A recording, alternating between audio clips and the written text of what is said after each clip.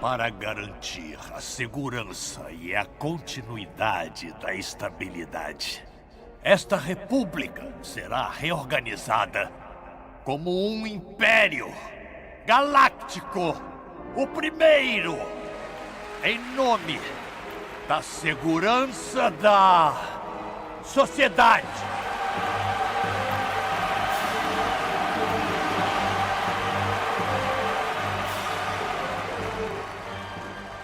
Então é assim que a liberdade morre. Com um estrondoso aplauso. Padmé, meu amor, Padmé, meu amor, realmente. Toda a liberdade acaba num estrondoso aplauso. A brasileira não está longe disso. Olha só que eu trago hoje aqui. Dos delitos e das penas. César de Beccaria. Marquês de Beccaria. Esse caboclinho aqui, em 1764, salvo engano, publicou esse livro, tá? Livro pequeno, 159 páginas, aqui nessa edição. Olha o tamanhozinho da edição, ó, pequenininha, tá? É um livro que você sentou, uma hora depois, levantou, mais bonito, mais inteligente, e vai falar menos besteira na vida, se você entender de fato esse cara. Esse cara, em 1764, ele bebeu de várias fontes. Várias fontes. Ele foi um cara influenciado pelo O Leviatã de Thomas Hobbes. Pelo menos a ideia que o Thomas Hobbes propagou em seu livro, que nós vamos comentar aqui, que é o Estado-Natureza, né, que justifica a formação do Estado. Ele bebeu também das fontes de um livro que tinha sido publicado 3 anos antes de publicar esse, que é O Contrato Social, de Jean-Jacques Rousseau, né, de 1761. Enfim, esse cara escreve essa obra maravilhosa, indispensável para você compreender corretamente a formação do Estado, o porquê, os porquês do Estado. Tá? E um dos porquês, que lá no primeiro vídeo, quando nós estávamos analisando aquela belíssima produção cinematográfica, né, do Snake Plissken, do Fuga em Los Angeles, eu perguntei para você até que ponto o Estado pode interferir em sua vida. Hoje eu lanço outra pergunta, ao invés de responder aquela, eu lanço a seguinte pergunta: você vive para servir o Estado ou o Estado vive para lhe servir? Olha lá, vamos lá. Segundo Beccaria, preste atenção na leitura.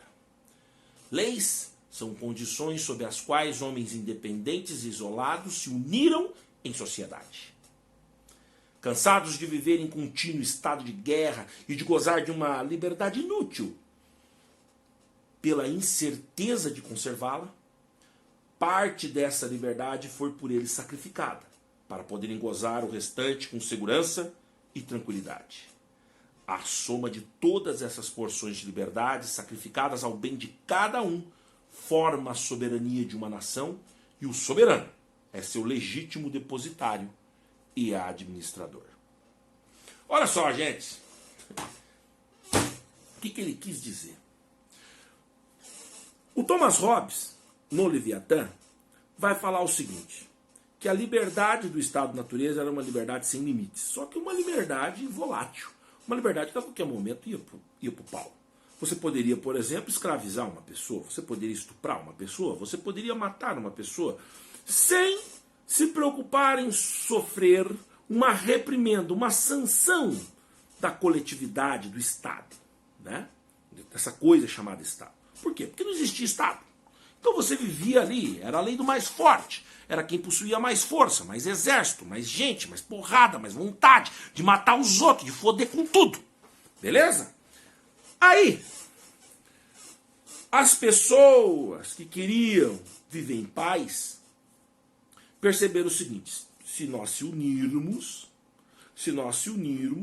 e começarmos a viver harmoniosamente entre nós nós poderemos se livrar daquele valentão que vai chegar um dia aqui, vai escravizar, vai estuprar, vai pilhar, vai fazer o caralho. Entendeu? E aí, assim se justifica o nascimento do Estado. Algo que se forma, né, da união das pessoas, né? Essa união das pessoas forma o Estado. Mas não só a união das pessoas, é a união da liberdade dessas pessoas. Porque unir só as pessoas não adianta, né? As pessoas têm interesses diferentes. Daqui a pouco, você já viu aquela casa assim? A casa tem 2 cômodos, mora 8 neguinhos dentro da casa. Você acha que ninguém vai brigar? Uma hora um tá com um chulé lazarento, entra na casa com aquele chulé maldito, as outras 7 pessoas vão ter que sair da casa. E vão sair numa boa? Não, vão sair reclamando, né? Vão sair tendo ânsia de vômito e mandando o cara tomar um banho, tomar no cu, qualquer coisa do tipo. Viver em sociedade é complicado. E aí que tá a sacada dos contratualistas. Parte da liberdade nossa, essa liberdade sem limites, na qual a gente podia estuprar, matar, roubar, fazer o cacete, parte dessa liberdade a gente cede para manter a harmonia social e a formação desse Estado. Vou te dar um exemplo de liberdade que a gente perdeu para a formação do Estado. Exemplo, a liberdade de se vingar. Alguém vem e mata um ente querido seu. O que você tem vontade de fazer? Matar aquele filho da puta. Você tem uma vontade louca, a pessoa vem, te provoca, te xinga, te joga pedra, te sacaneia de tudo. O que você tem vontade de fazer? Só se você for um abestado, um imbecil, um retardado, você tem vontade de fazer o que? Enfiar a mão na cara do lazarento. É óbvio que você tem. Você é normal. Assim como eu, você é normal. É óbvio que você tem essa vontade. Mas você pode? Não, não pode. Não pode por quê? Porque a vingança não é a legítima defesa. A vingança, ela é só do Estado. É uma das liberdades que você colocou na mão do Estado. O Estado decide se vai se vingar e como vai se vingar. Exemplo, matou uma pessoa, um ente querido seu. É dever do Estado, tá? Dever do Estado. Investigar, processar, sentenciar e executar a pena. É dever do Estado. É o que a gente chama de pretensão punitiva, em latim, ius puniendi. Tá? O dever, obrigação do Estado. Tá? Movimentar. Por quê? Porque a vingança é monopólio dele.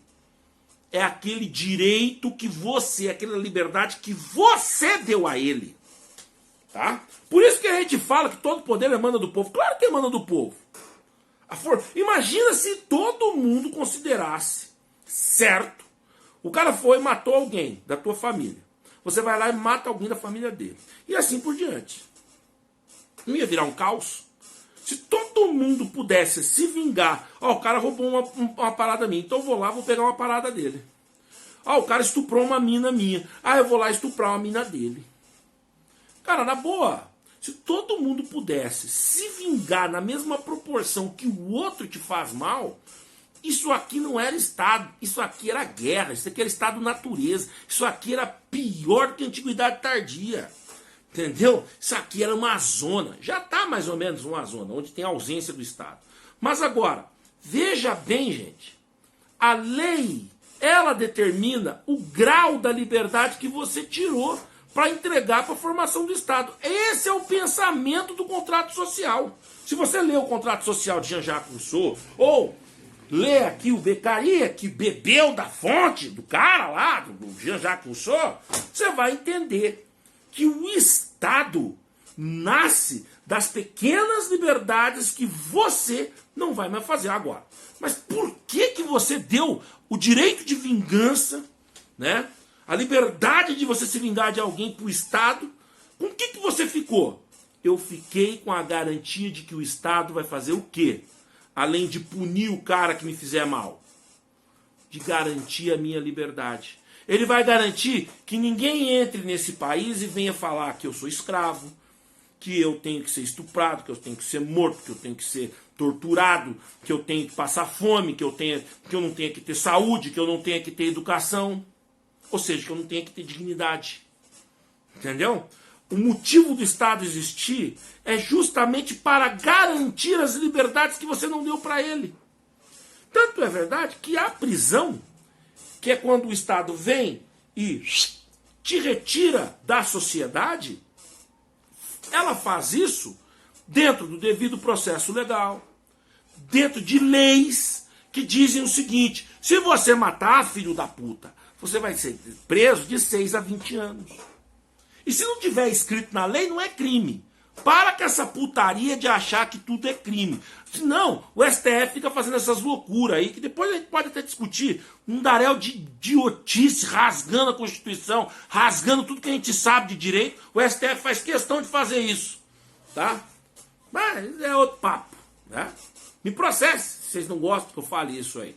Né? Mas a verdade é a seguinte: a liberdade que nos sobrou, ela é limitada, mas ela é garantida. E quem garante essa liberdade? A lei.